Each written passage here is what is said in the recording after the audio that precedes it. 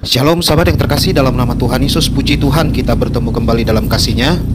Sahabat yang terkasih, mungkin saudara sering mendengar ya bagaimana para murtadin ini dituduhkan telah banyak memurtadkan orang Islam. Bahkan kristuber juga saudaraku, bahkan para pemberita kabar baik, para pedebat-pedebat dituduhkan telah banyak memurtadkan orang-orang Islam. Oleh sebab itu kita mengetahui bagaimana sahabat ya, banyaknya kristuber dan para murtadin yang ditangkapi, bahkan ditargetkan supaya dipidana sahabat. Ya, saya akan menanggapi pernyataan dan isu-isu itu ya. Sebenarnya yang banyak memurtadkan orang Islam itu bukanlah murtadin atau kristuber, tetapi siapa sahabat? Para mualaf. Dari mana saya ketahui? Ya, ini dari video yang sebentar lagi kita tonton sahabat, bagaimana mualaf ini berkata bahwa dulunya mereka memurtadkan orang Islam itu ada 3.000 orang, dan seorang ustadz juga mengaku ya dulunya telah memurtadkan orang Islam ribuan orang. Oke sahabat, kita tonton dulu videonya. Ya, dulu itu sebelum memeluk agama Islam itu papa saya sangat temperamen, emosional, dan wajahnya itu sangat merah kalau kita lihat seperti itu ya. Jangankan beliau itu untuk dikata-katain sama orang ya, istilah kasarnya, tapi kalau untuk misalnya beliau tersinggung sedikit saja itu sudah sangat menggebu-gebu gitu untuk emosionalnya seperti itu. Beliau itu adalah pendeta yang sudah hampir 3.000 orang dimurtadkan oleh beliau. Seperti itu. Jadi papa saya itu sudah memurtadkan hampir 3.000 orang. 3.000 orang? 3.000 orang. Allah puluh tahun jadi pendeta ya. Dan kalau menurut penuturan beliau tuh ya sudah ribuan yang dibaptis sama beliau gitu ya. Sudah ribuan yang dibaptis sama beliau gitu ya. Karena pindah-pindah hitungannya. Jadi gembala sidang itu.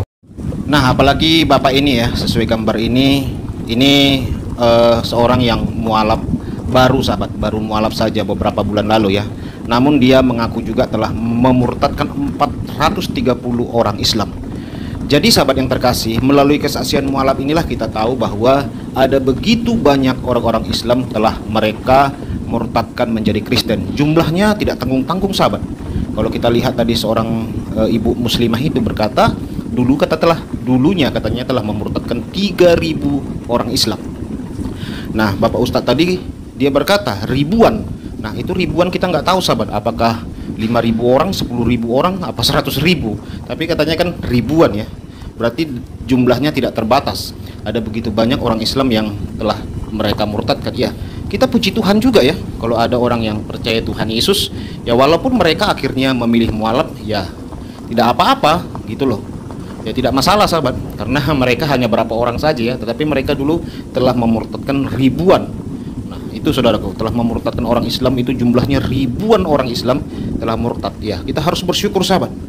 Itulah kuasa Tuhan ya, karena firman Tuhan harus tergenapi.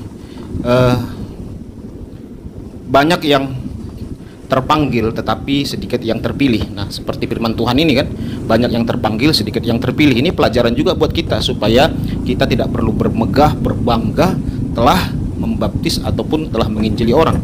Yang penting adalah bagaimana kita nantinya, finishnya, akhirnya atau endingnya sahabat. Itu yang paling penting dalam pelayanan ini.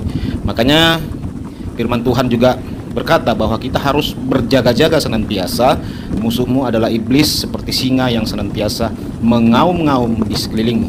Jadi kapanpun kita bisa jatuh, kapanpun kita bisa diterkam oleh kuasa kegelapan. Jadi tantangan kita bukanlah darah dan daging, tetapi penguasa-penguasa di udara, seperti kata firman Tuhan ya.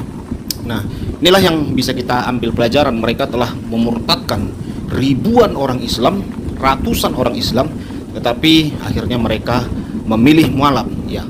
Itu sebagai penggenapan firman Tuhan. Tidak perlu kita berkecil hati, tidak perlu juga kita mengikuti mereka, karena mereka telah menggenapi firman Tuhan. Banyak yang terpanggil, sedikit yang terpilih. Jadi puji Tuhan, kita adalah orang-orang yang terpilih ya. Orang-orang yang bukan hanya dipanggil tetapi dipilih. Kelak nanti kedatangan Tuhan Yesus 2 kali, kita boleh berbahagia. Kita adalah orang yang terpilih itu, dijemput Tuhan Yesus kedua kalinya. Maranatha menjemput kita, Tuhan Yesus datang kedua kali. Ya, Sahabat yang terkasih, luar biasa. Doakan saya sahabat, saya lagi dalam perjalanan ini ya, supaya senantiasa dilindungi oleh Tuhan, disertai oleh Tuhan dalam perjalanan ini, tidak mengalami sesuatu hal apapun. Ada banyak orang yang harus saya temui ya, walaupun dalam perjalanan ini banyak hal yang saya alami ya, tapi saya percaya Immanuel, Tuhan yang menyertai kita selalu. Oke sahabat, Tuhan Yesus memberkati kita selalu. Shalom bagi kita semua. Haleluya. Amen.